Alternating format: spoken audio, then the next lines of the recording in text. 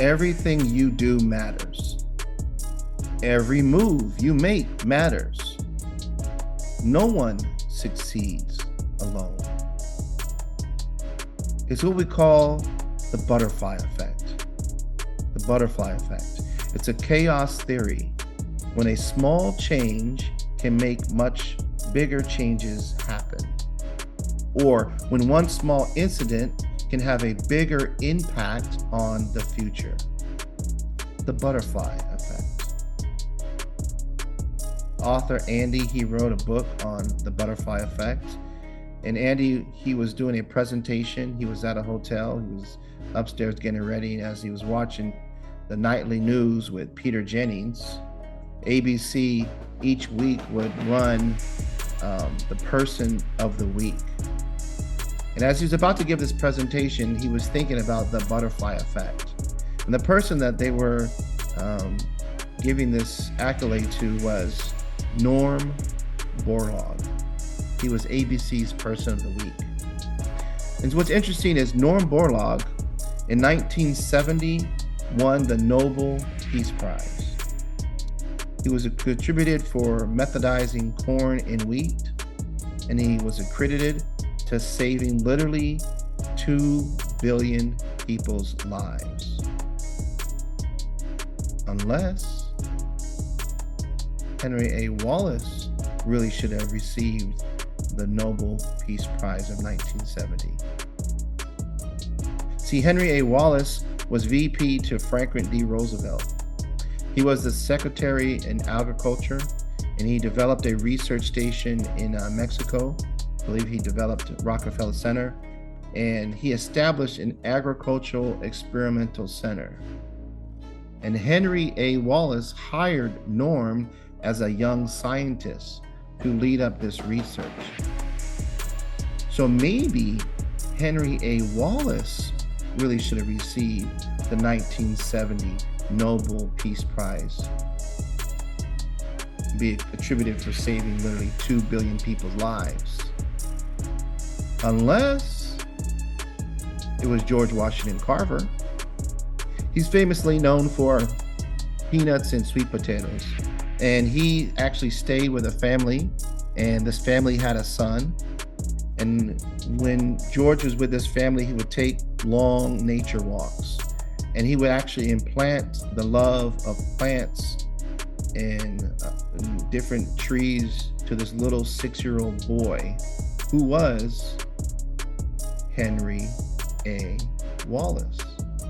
So maybe George Washington Carver should have received the 1970 Nobel Peace Prize.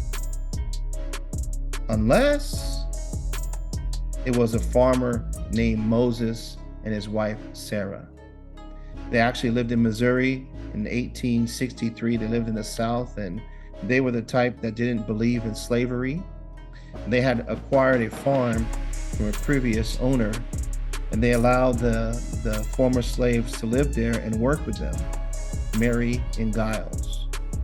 And Mary became Sarah's best friend. And one day, some looters came in and they took Mary and her newborn son and some of the children. And some of the boys were kidnapped. James got away, and one of the boys was sold into slavery in Kentucky.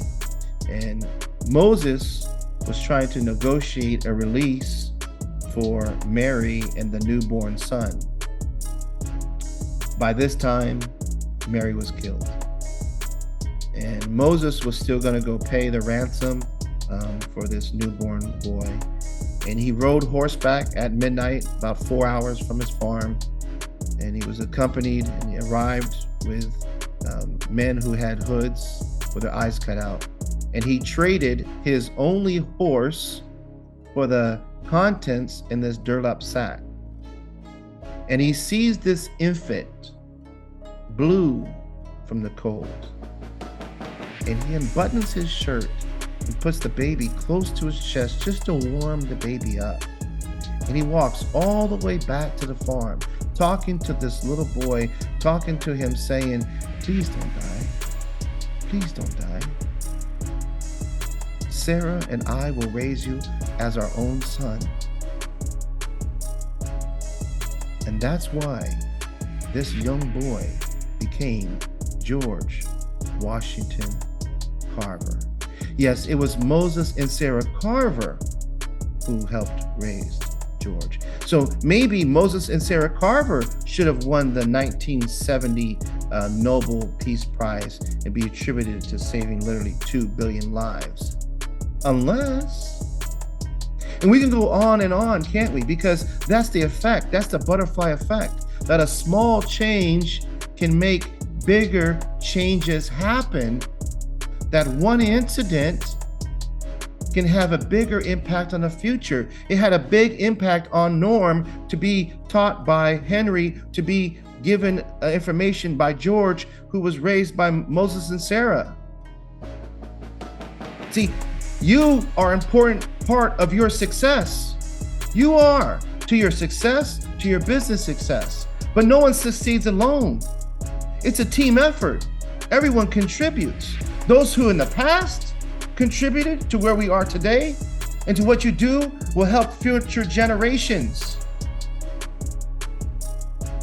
What I've learned is sometimes you can do something in an instant that you will give you heartache for life. But sometimes you can do something and it can give you blessings for life. It's that small change, that impact on the future. Because we have to look forward and to think about what those who in the past have done for us. We cannot forget the path that they paved for us. Whether they came over here forced on boats, whether they went through Ellis Island, or whatever the case is, they suffered and struggled for us to be where we are today. And what we do today is going to affect our generations, our children's children. Because everything you do matters. Every move you make matters. So make it matter.